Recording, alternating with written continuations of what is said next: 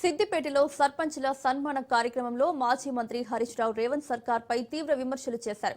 BRS హయాంలో రైతులను అన్ని విధాలుగా ఆదుకుంటామన్నారు. కాళేశ్వరం నీటితో సిద్దిపేట రూపురేఖలే మారిపోయాయని, రంగనాయక సాగర్, మల్లన్న సాగర్ నిండుకుండలా ఉన్నాయంటే ఆ నీళ్లు ఎక్కడి నుంచి వచ్చాయని ప్రశ్నించారు.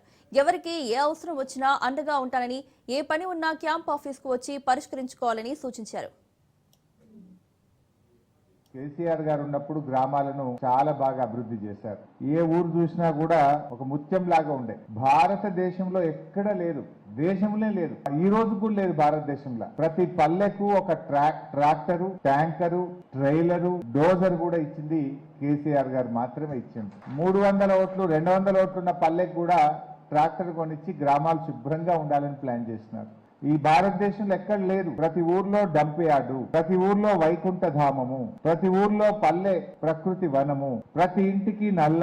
ఇది ఎక్కడన్నా ఉంది అంటే భారతదేశంలో ఒక తెలంగాణలో మాత్రమే ఉంది. అట్లా కేసీఆర్ గారు పల్లెలను ఒక ముత్యాల్లాగా తయారు చేసింది. కానీ కాంగ్రెస్ గవర్నమెంట్ పోయిన 2 ఏళ్లు సర్పంచులను పెట్టక, గ్రామ పంచాయతీ ఎలక్షన్లు జరపక, ₹1 కూడా పల్లె ప్రగతి నిధులు గ్రామాలకు ఇవ్వక మురికి కూపాలుగా మారిపోయింది. ముత్యాల్లాగా కేసీఆర్ గారు గ్రామ పంచాయతీలు తయారు చేస్తే 2 ఏళ్ల కాంగ్రెస్ పాలనలో అవి మురికి కూపాలుగా మారిపోయినటువంటి పరిస్థితి. ఉత్తమ సంసద్ యోజన కింద బెస్ట్ గ్రామాలు ఏవి అని ఒక 10 అవార్డులు దేశంలో ఇస్తే 9 తెలంగాణకి అవార్డులు ప్రకటిస్తే చాలు తెలంగాణ పల్లెల పేర్లు, తెలంగాణ మండలాల పేర్లు, తెలంగాణ జిల్లాల పేర్లు ఉంటుంది. కానీ రేవంత్ రెడ్డి ప్రభుత్వం వచ్చినాక 2 ఏళ్లలో అవార్డులన్నీ మాయమైపోయినాయి. ఆదర్శంగా ఉన్న గ్రామాలు అధ్వానంగా మారిపోయినాయి. కేసీఆర్ గారు నెల నెల పల్లె ప్రగతి డబ్బులు గ్రామ పంచాయతీలకు విడుదల చేస్తుండే.